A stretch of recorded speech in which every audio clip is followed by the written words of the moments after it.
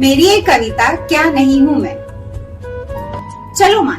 चलो माना हाल बुरे हैं मेरे और माहौल भी। चलो माना हाल बुरे हैं मेरे और माहौल भी, मगर हालात की मारी नहीं हूँ मैं।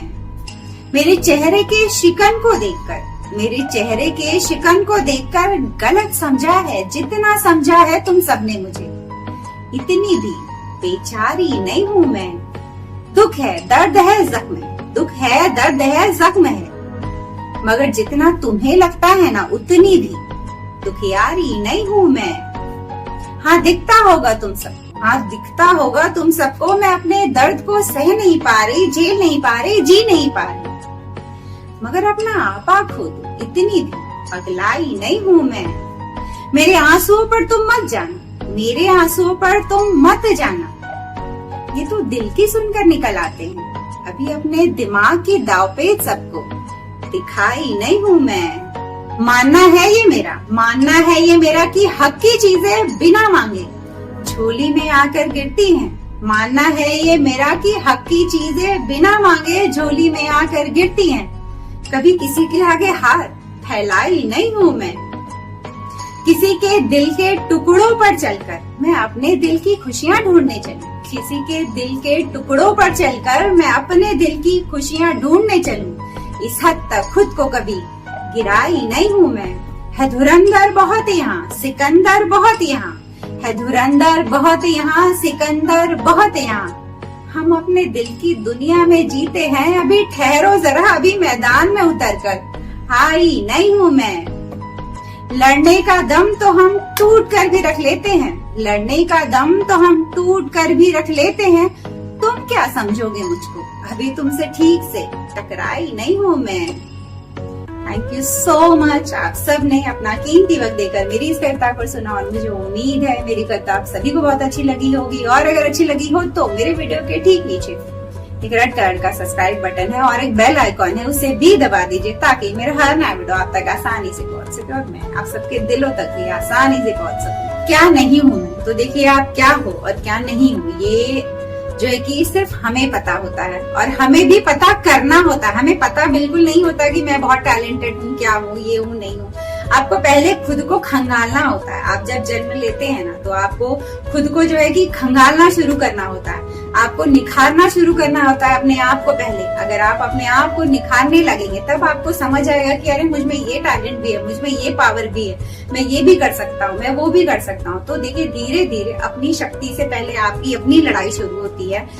उसके बाद जब जो है कि आप जो है कि अपनी उस टैलेंट पर जो है कि कुछ अपने आप की क्षमता को बहुत ज्यादा बढ़ा लेते हो, तब लोगों को पता चलना शुरू होता है कि हाँ इस फील्ड में ये बहुत टैलेंटेड है।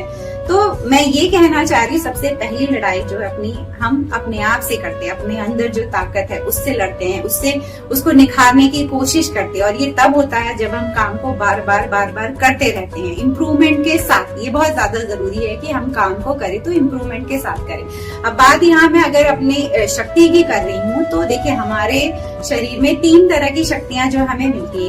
एक तो पहली शक्ति जो हमें इस शरीर से मिलती है, जैसे चलना दौड़ना। अगर किसी को पहलवान बनना है तो फिर वो अपने शरीर को जो है बहुत हष्ट पुष्ट रखेगा और बहुत ख्याल रखेगा, डाइट अपनी बहुत अच्छी रखेगा। और दूसरी शक्ति देखिए होती है मानसिक शक्ति। मानसिक शक्ति यानी आप अपने ज्ञान को बहुत ज्यादा जोर दोगे। तो जो साइंटिस्ट होते हैं, जो प्रोफेसर होते हैं, लेक्चरर होते हैं, या जो भी पढ़ाई लिखाई से आप आगे बढ़ते हो, तो इसका मतलब ये होता है कि आपने अपनी मानसिक शक्ति को बहुत ज्यादा जोर दिया। और अगर किसी को सन्यासी बनना है, किसी को भक्ति करनी है, तो ऑब्वियसली उन्होंने अपनी आत्मीय शक्ति को जो है कि बहुत ज्यादा जोर दिया होता है। तो 3 तरह की शक्तियां हमारे अंदर होती हैं, शारीरिक शक्ति, मानसिक शक्ति और आत्मीय शक्ति।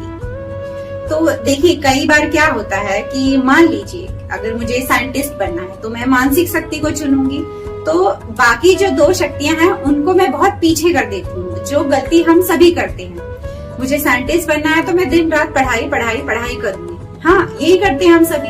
बट मैं आप सबसे ये कहना चाहूंगी कि जो बाकी की 2 शक्तियां हैं ना उनको भी हमें फोकस रखना चाहिए अपनी लाइफ में। जैसे कि आप पढ़ाई कर रहे हो तो शुरू करने से पहले आत्मीय शक्ति यानी आप अपने ईश्वर का नाम ले लीजिए एक बार, तो आपकी आत्मीय शक्ति भी बढ़ती रहेगी। और मानसिक शक्ति का चुनाव तो आपने किया ही है। और रही बात शारीरिक शक्ति की, तो फिर आपको साइंटिस्ट बनना है, तो उसके लिए एक अच्छी सेहत तो बहुत जरूरी है। तो उसके लिए सुबह उठिए, थोड़ी बहुत एक्सरसाइज करिए, तो इससे क्या होगा, तीनों शक्तियों का जो है बैलेंस बना रहेगा।